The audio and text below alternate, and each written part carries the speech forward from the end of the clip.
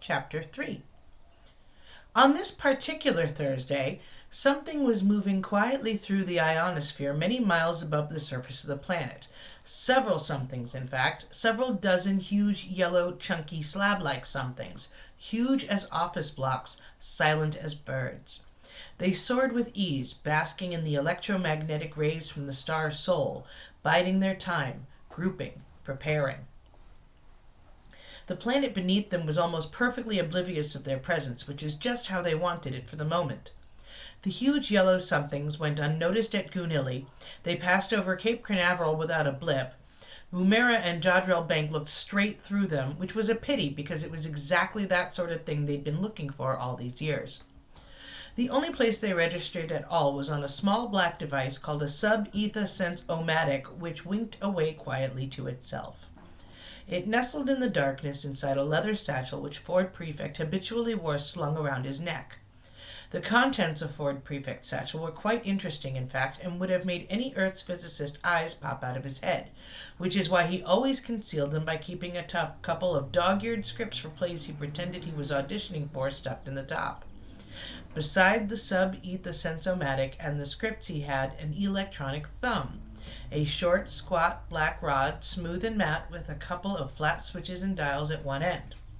He also had a device that looked rather like a largish electronic calculator. This had about 100 tiny flat-press buttons and a screen about 4 inches square on which any of 1,000,000 pages could be summoned at a moment's notice.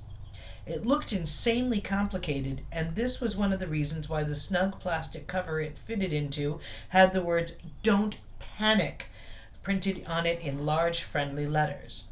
The other reason was that this device was in fact the most remarkable of all books ever to come out of the great publishing corporations of Ursa Minor, The Hitchhiker's Guide to the Galaxy.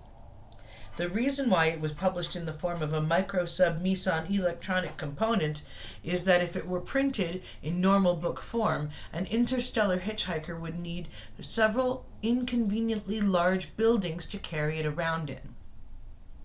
Beneath that in Ford Prefect satchel there were for a few biros, a notepad, and a largish bath towel from Marks & Spencer. The Hitchhiker's Guide has a few things to say on the subject of towels. A towel, it says, is about the most massively useful thing an interstellar hitchhiker can have. Partly it has great practical value. You can wrap it around you for warmth as you bound across the cold moons of Jaglin Beta. You can lie on it on the brilliant marble-sanded beaches of Santraginus 5, inhaling the heady sea vapors.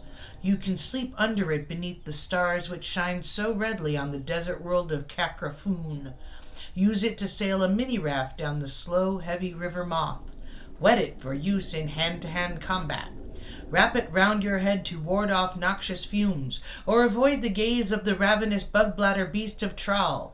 A mind-bogglingly stupid animal, it assumes that if you can't see it, it can't see you.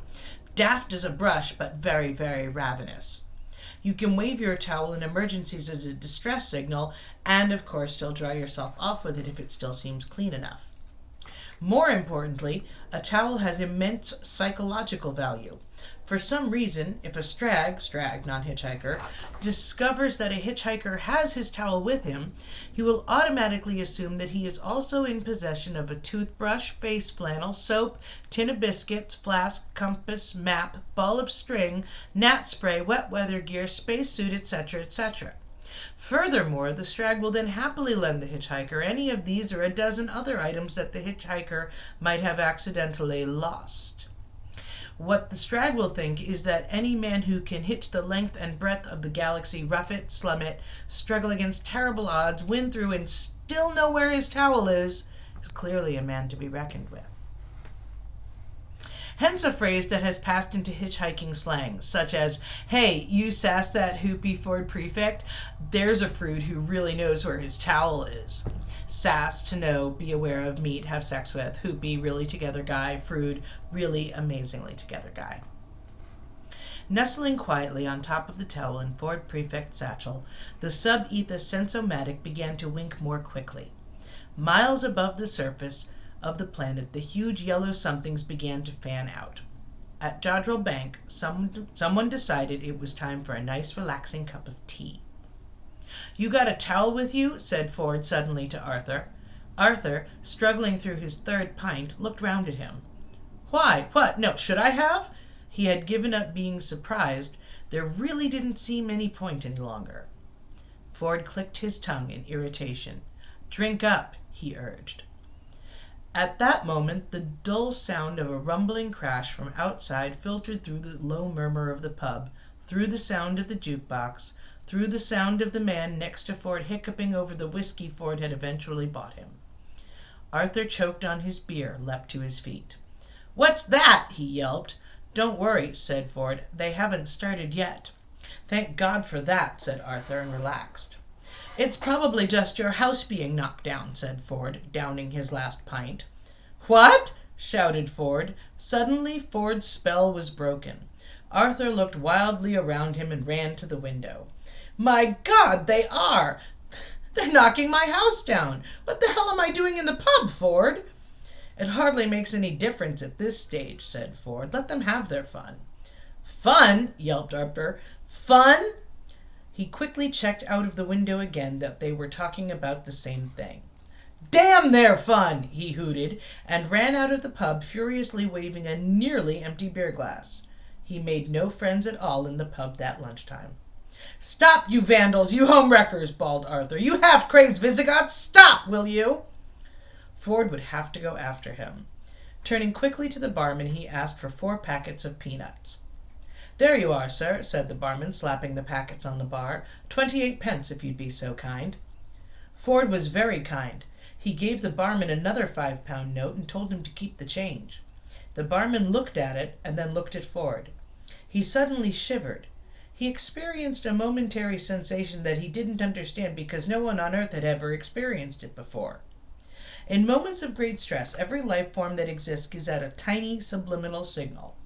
That signal simply communicates an exact and almost pathetic sense of how far that being is from the place of his birth. On Earth, it is never possible to be further than 16,000 miles from your birthplace, which really isn't far, so such signals are too minute to be noticed.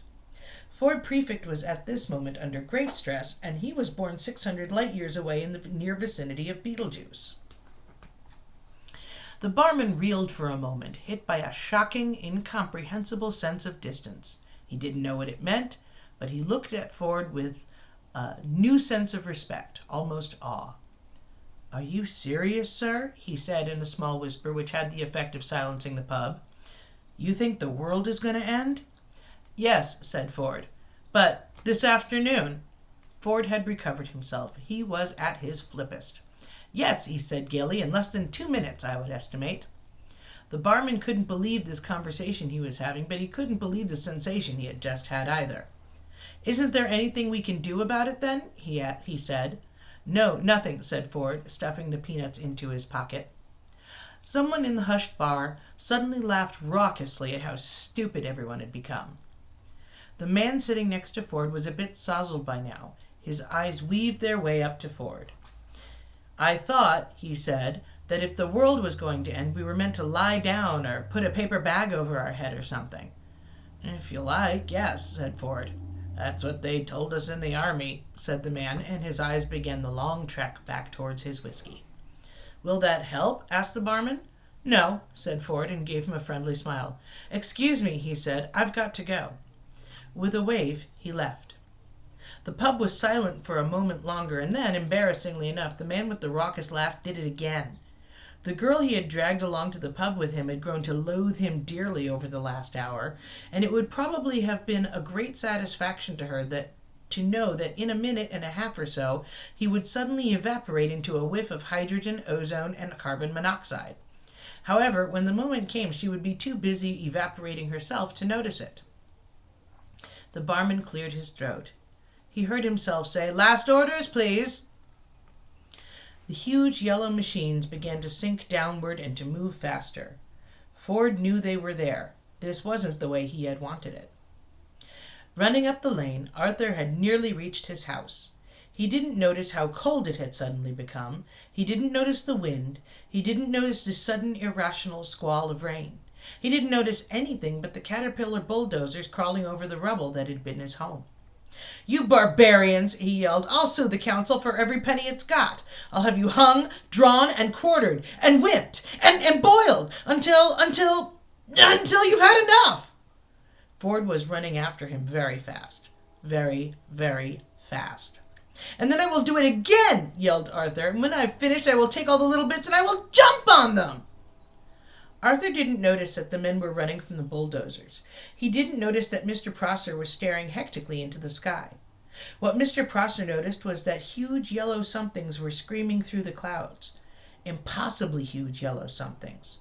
"And I will carry on jumping on them," yelled Arthur, still running, "until I get blisters, or until I can think of anything even more unpleasant to do, and then—" Arthur tripped and fell headlong, rolled, and landed flat on his back.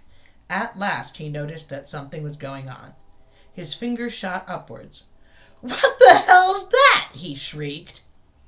Whatever it was raced across the sky in its monstrous yellowness, tore the sky apart with mind-buggering noise, and leapt off into the distance, leaving the gaping air to shut behind it with a bang that drove your ear 6 feet into your skull. Another one followed and did the exact same thing, only louder. It's difficult to say exactly what the people on the surface of the planet were doing now, because they didn't really know what they were doing themselves. None of it made a lot of sense. Running into houses, running out of houses, howling noiselessly at the noise. All around the world, city streets exploded with people. Cars slewed into each other as the noise fell on them, and then rolled off like a tidal wave over hills and valleys, deserts and oceans, seeming to flatten everything it hit. Only one man stood and watched the sky, stood with terrible sadness in his eyes and rubber bungs in his ears. He knew exactly what was happening, and had known ever since his sub-etha sensomatic had started winking in the dead of night beside his pillow and woken him with a start. It was what he had waited for all these years, but when he had deciphered the signal pattern, sitting alone in his small dark room, a coldness had gripped him and squeezed his heart. Of all the races in all the galaxy who could have come and said a big hello to planet Earth, he thought, didn't it just have to be the Vogons? Still, he knew what he had to do. As the Vogon craft screamed through the air high above him, he opened his satchel. He threw away a copy of Joseph and the Amazing Technicolor Dreamcoat.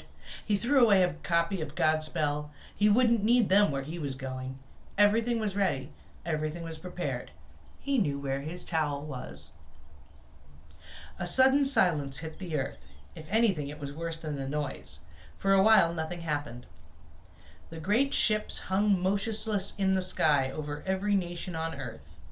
Motionless they hung, huge, heavy, steady in the sky, a blasphemy against nature. Many people went straight into shock as their minds tried to encompass what they were looking at. The ships hung in the sky in much the same way that bricks don't. And still nothing happened. Then there was a slight whisper, a sudden spacious whisper of open, ambient sound. Every hi-fi set in the world, every radio, every television, every cassette recorder, every woofer, every tweeter, every mid-range driver in the world quietly turned itself on.